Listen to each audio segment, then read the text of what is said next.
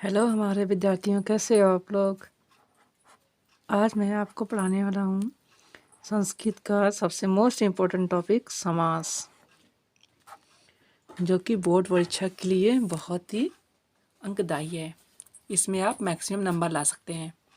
ठीक है, तो देखिए यहाँ पर हम परिभाषा देखते हैं इसकी।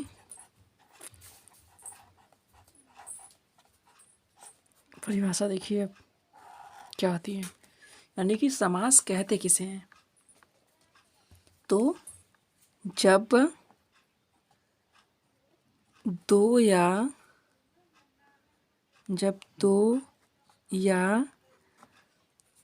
दो से अधिक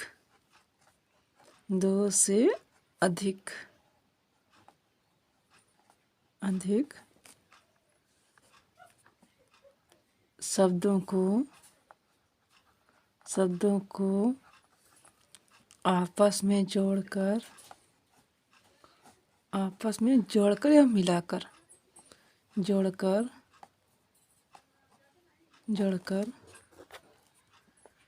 नया शब्द बनाया जाता है तो समास कहलाता है। ये रहा। ठीक है, अब समास के भेद देखते हैं। समास के भेद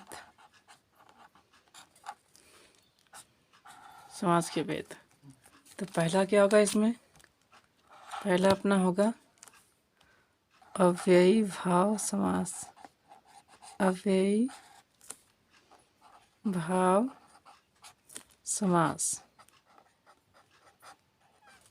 ये पहला ये होगा।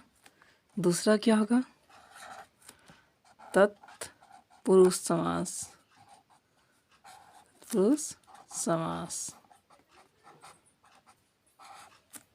तीसरा द्विगु समास।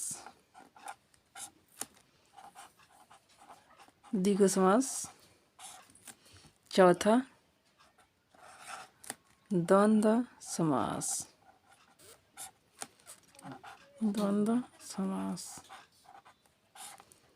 पांचवा कर्मधारय समास।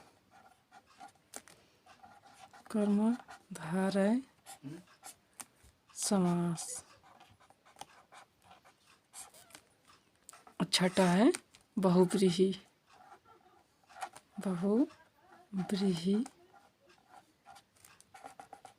समास।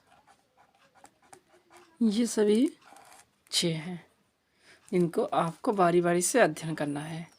क्लास 10th में हमें 3 समास पढ़ना है। कौन कौन सा? एक तो हमें अव्ययी पढ़ना है, दूसरा हमें द्विगु पढ़ना है, और तीसरा बहुव्रीहि।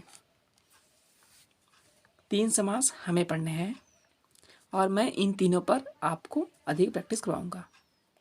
और इन सब को भी जो बाकी हैं उन सबको भी मैं बता दूंगा, आप करते रहिएगा। पर आप जितने भी यूपी बोर्ड से हैं, क्लास 10th से हैं, वो इन तीनों पर अधिक फोकस करेंगे, अव्ययी, द्विगु और बहुव्रीहि। ओके, तो अब हम पढ़ेंगे पहला अपना समास। यह है अव्ययी भाव समास। अव्ययी भाव समास।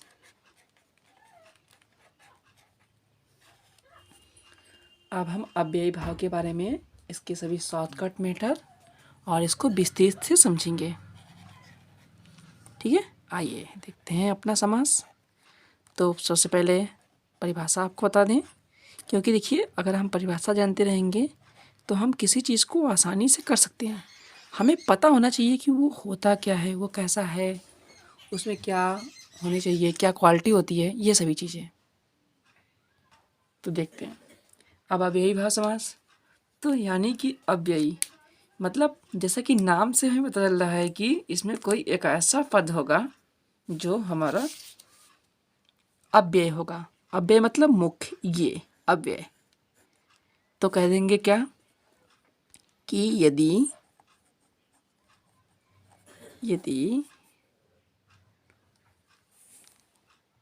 किसी पद में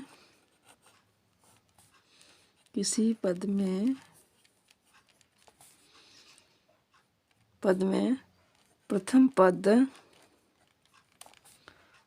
पद मुख्य या प्रधान हो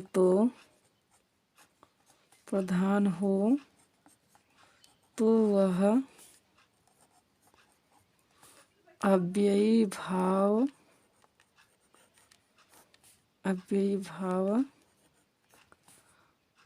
पद कहलाता है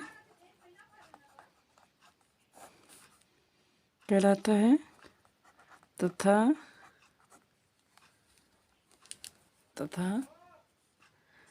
ऐसा लिख देंगे, तथा ऐसा समास अव्ययी भाव समास कहलाता है।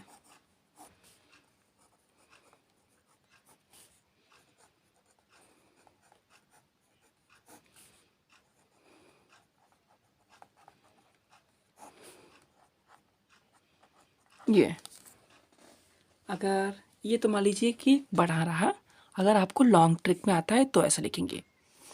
अगर आपको छोटे में लिखना है तो शॉर्टकट मेथड समझ लें। शॉर्ट ट्रिक्स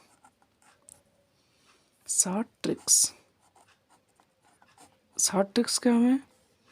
शॉर्ट ट्रिक्स में कर देंगे जिसका प्रथम पद प्रधान, जिसका प्रथम पद प्रधान हो वो हमारा क्या कहलाएगा? अव्ययी भाव समास। अव्ययी भाव समास। ये होगा हमारा। अब इसके उदाहरण हम आपको समझा दें जो हमारे विगत मतलब पिछले परीक्षाओं में पूछते हुए आ रहे थे, बार बार पूछा जा रहा है बोर्ड के द्वारा। तो उदाहरण देख लीजिए। बात करते हैं उदाहरण।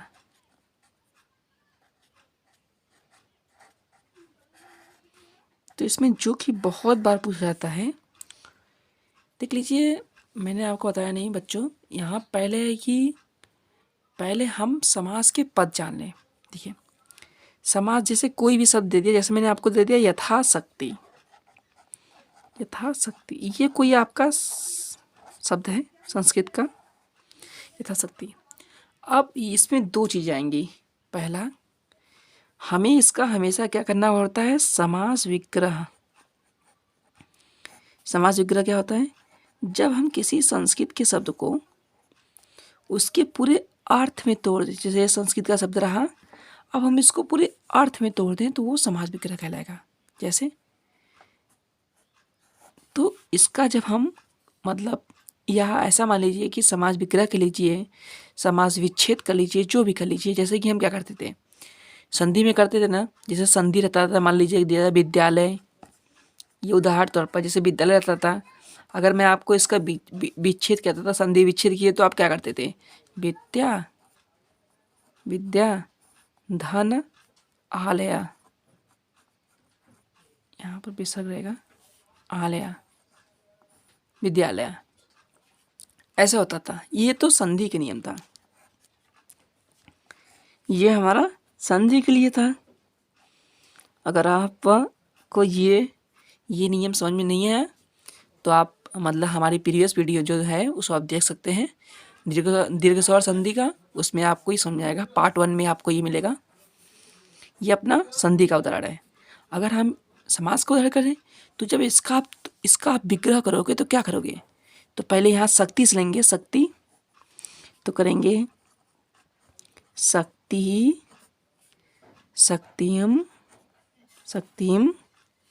अब यथा, तो देखो जो इसका अर्थ होता है वो हिंदी अर्थ होता है शक्ति के अनुसार। यथा मतलब जैसे होता है, तो इसका अर्थ शक्ति के अनुसार होता है। लेकिन जब हम इसका संस्कृत में करेंगे तो हम कहेंगे शक्तियम अनतिक्रम्य। अनतिक्रम्य। देखिए डियर स्टूडेंट, ये क्या है कि ये हमारा संस्कृत है, तो आप इसको मोस्ट इम्पॉर्टेंट मान के याद कर लीजिएगा, क्योंकि ये बहुत बार पूछता है। अब इसका हिंदी अर्थ भी लिख लीजिए। हिंदी अर्थ होगा शक्ति के अनुसार। शक्ति के अनुसार।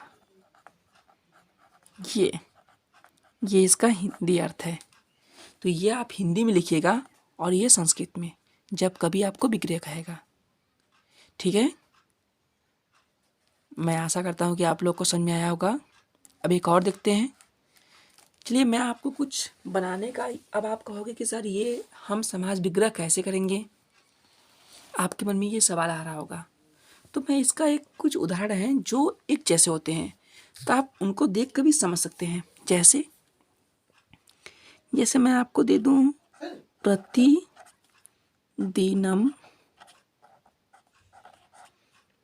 प्रतिदिनम दे दिया, प्रतिवर्षम दे दिया, प्रतिमासम दे दिया।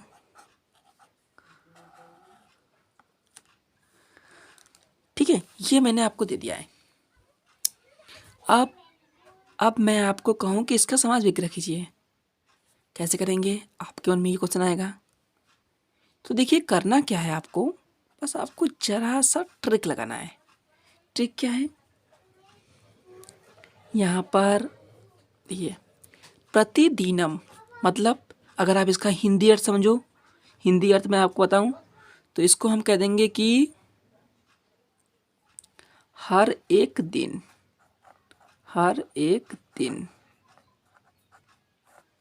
ठीक है, लेकिन अगर आपको संस्कृत का अर्थ बताना चाहूँ तो इसको हम कहेंगे, यहाँ से दिन उठाएंगे, दिन ये, तो क्या करेंगे? दीनम। दीनम, ये जो ऊपर बिंदी है इसको म कहते हैं। दीनम दिनम प्रति, ये हमारा होगा मेन, दीनम दिनम प्रति। अब इसी तरीके से प्रतिवर्षम का क्या होगा? फिर से यहाँ से वर्षम उठा लेंगे, वर्षम वर्षम प्रति, ये होगा। अब इसी तरीके से प्रतिमासम है, इसका क्या होगा? मासम मासम प्रति, ये है आपका समास विग्रह, जो हम अव्ययी भाव का समास करते हैं। और इसका हिंदी अर्थ समझ लीजिए, तो प्रतिवर्ष का क्या होगा? हर एक वर्ष। हर एक वर्ष। और इसका प्रतिमास का क्या होगा? हर एक महीने। महीने का लीजिए, मास का लीजिए, दोनों का अर्थ तो एक ही है, इस पर्यायवाची है। ओके, मैं आशा करता हूँ कि आप लोगों को समझ में आया होगा ये। ओके, तो इस तरीके से आप समास, अव्ययी भाव समास पढ़ सकते हैं, कर सकते हैं। अगर आपको कुछ और भी जानना है तो आप कमेंट कीजिएगा, मैं आपको बताऊंगा। ओके, तो अभी अपना ये अव्ययी भाव समास हुआ। Okay, thank you.